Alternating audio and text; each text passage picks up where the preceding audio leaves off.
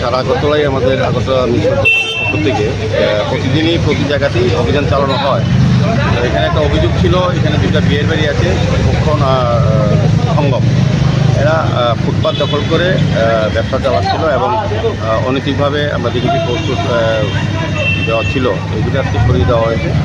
এখানে যে সেই দোকানগুলি যেটা ফুটপাতের উপরে পড়ে, যাতে মানুষের যেটা অসুবিধা চলাচলে সরিয়ে দেওয়া নিয়মিত আমাদের আগরতলা পরিণত করা হয়। তো এই এলাকার মানুষের কিছু অভিযোগ ছিল, সেই কারণে আজকে আমরা এসে আমাদের এখানে যে ওয়ার্ডিং কর্পোরেটর আছে, সেখানে গেছে আমাদের কমিশনার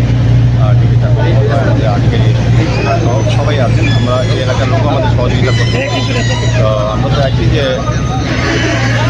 আমাদের শহরটাকে যাতে পরিচ্ছন্ন রাখা যায়, মানুষ যাতে সুন্দরভাবে চলাচল করতে পারে এবং যান চলাচলতে বিঘ্ন না ঘটে, দুর্ঘটনা না ঘটে, সেদিকে লক্ষ্য রেখে আগরতলা সারা আগরতলা শহরে কাজ শুরু করেছি। কিছুটা হয়তো নাগরিক অসুবিধা হচ্ছে, কিন্তু আগামী 8-9 মাসের মধ্যে আগরতলা সাজানো যাবে। সেক্ষেত্রে আর বেআইনিভাবে যারা হচ্ছে আমরা সবসময় অনুরোধ দিয়েছি আগামী মাসে 23 তারিখের পর আমরা বিশেষ অভিযান করব। যারা শহরে আমাদের কবাডির উপর গাড়ি যখন তারা শহরে রেখে দেন, বা ফাস্টফুডের দোকান বা হোটেলগুলি তাদের চেয়ার টেবিল থেকে ব্যবসা করেন, তাদেরকে সরিয়ে দেওয়া হবে, পেনাল্টি করা হবে।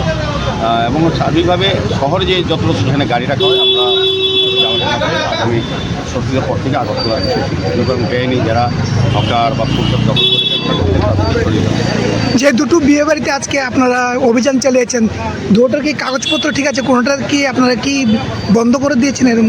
না, একটাতে ট্রেড লাইসেন্স আপলোড নেই, সেটাকে নোটিশ দেওয়া হবে আজকেই, বেয়ার না করলে বন্ধ হয়ে যাবে। দ্বিতীয়ত মিউনিসিপ্যালিটি যে নিয়ম নীতি যিনি না মানে, তো এই দুটা না সমস্ত বিয়ে বাড়ির উপরে আমাদের অ্যাকশন করা হবে এবং তাদের পেনাল্টি করা হবে।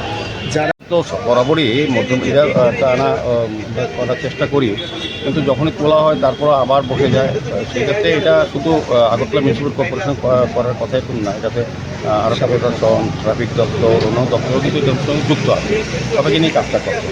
তবে আমরা চেষ্টা করছি যে আগরতলা শহরে যাতে স্বাচ্ছন্দ্যে তারা চলাচল করতে পারে এবং যানবাহন কমে যানবাহন করা যায়, সেদিকে লক্ষ্য করে আগরতলা মিউনিসিপ্যাল কর্পোরেশন আমাদের যে সকল ভেন্ডাররা বা যারা ফুটপাত দখল করে ব্যবসা করেন বেআইনিভাবে, তাদেরকে তুলে দেওয়ার চেষ্টা করি এবং এটাই করা হবে। নিয়মিত আমরা চেষ্টা করছি, তারপরেও আমরা জনগণের সহযোগিতা সবাই সহযোগিতা লাগবে।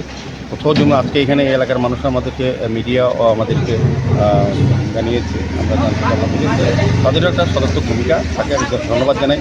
সবটাই যে আমাদের বিরুদ্ধে বিষয় না, এটা আমরাও চাইছি, মিডিয়া যেটা চাইছে বা যারা অভিযোগ করেছে তারা বলবো আমাদের প্রত্যেকেরই তারাও চায় সহযোগিতা, তাদেরকে ধন্যবাদ জানাই।